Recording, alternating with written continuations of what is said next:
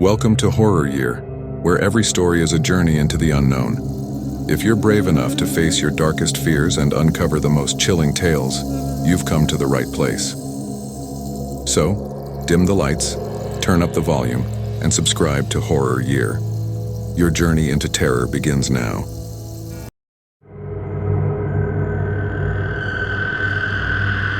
Although it was a typical house on a typical street, it contained one remarkable secret.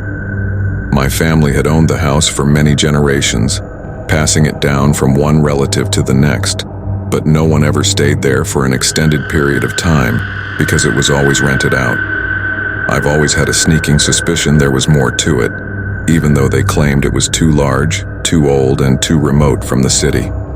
Something unsaid, something that had distanced us from this location. I made the decision to examine it over myself after the previous tenant moved out.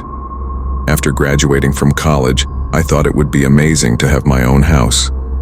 I was excited, but also a little nervous when I packed up my belongings and moved into the house. With its soaring ceilings, creaking wooden flooring, and a magnificent staircase leading to the second level, the mansion had its own unique charm. However, the temperature was low, as though the sunlight coming in through the windows was insufficient to dissipate the persistent coldness in the atmosphere.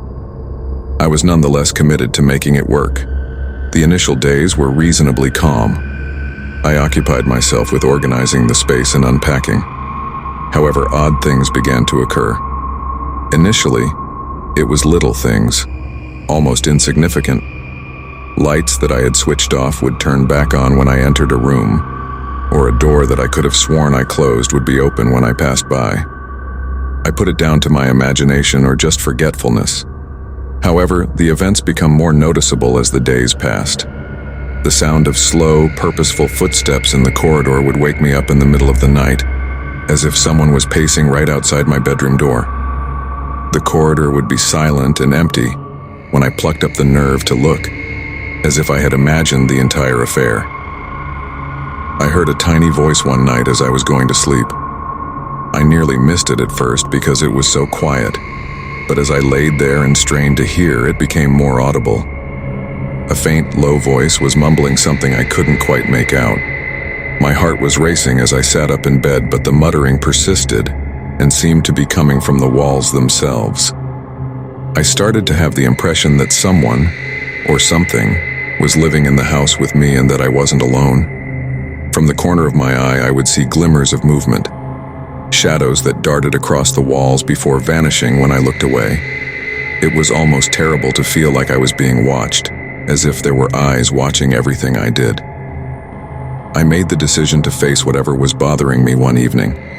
I turned on every light as I made my way through the house and demanded to know who or what was in the empty rooms. However, all I received in exchange was quiet. I sat down on the edge of my bed and stared at the wall, exhausted and furious. I saw it at that point.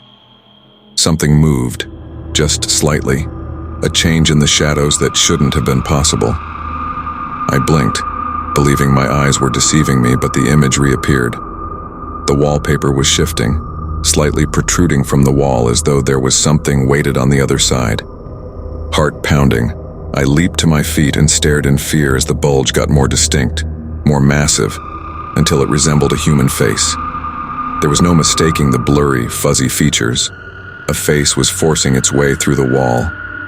I let out a cry and moved back, but the face continued to press against the wallpaper, its eyes widening and its mouth opening into a quiet scream.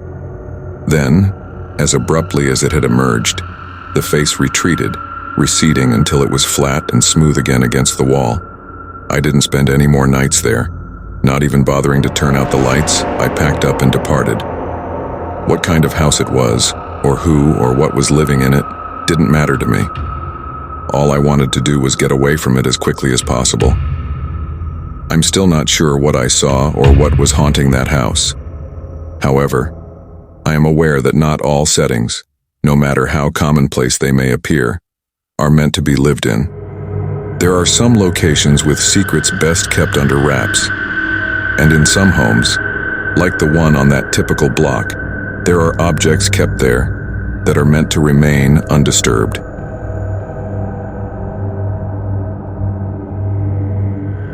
Everyone stays away from the house at the end of my block. It's run down, ancient, and covered with vines that seem to be choking the life out of it. The front yard is a tangled jumble of lost memories and weeds, and the windows are plastered with filth. The owner is an old guy who is said to be as old as the mansion itself, but no one has ever seen him. My buddies and I used to challenge one another as children to race up to the front porch and knock on the door. Nobody ever carried it out. The tales we were told were simply too horrifying. The elderly guy was thought by some to be a witch who cursed everybody who entered his house. Some said he was paying the price for a deal he struck with an evil force. It was rumored that his home was haunted by ghosts from the past, including murmurs, cries, and shadowy creatures. I stopped thinking about the house as I grew older, but one evening, I gave in to my curiosity. I came onto a discussion regarding haunted houses on Reddit while perusing around the community. I was shocked to hear that someone had brought up the elderly man's house on my block. They said they had entered. The post said that the individual had been challenged to stay the night by some pals. The inside was more worse than the outside, they said, with peeling wallpaper, dust-covered furniture, and a rotten-like stench. However, the basement was the worst area. They discovered the cause of the house's curse there. There were a lot of ancient, deteriorating dolls in the basement. Hundreds of them, their faces contorted into hideous expressions, their eyes glazed out. The room included a huge, elaborate mirror in the middle.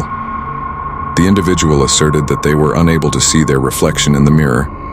Rather, they observed the elderly gentleman positioned at their back, grinning without teeth.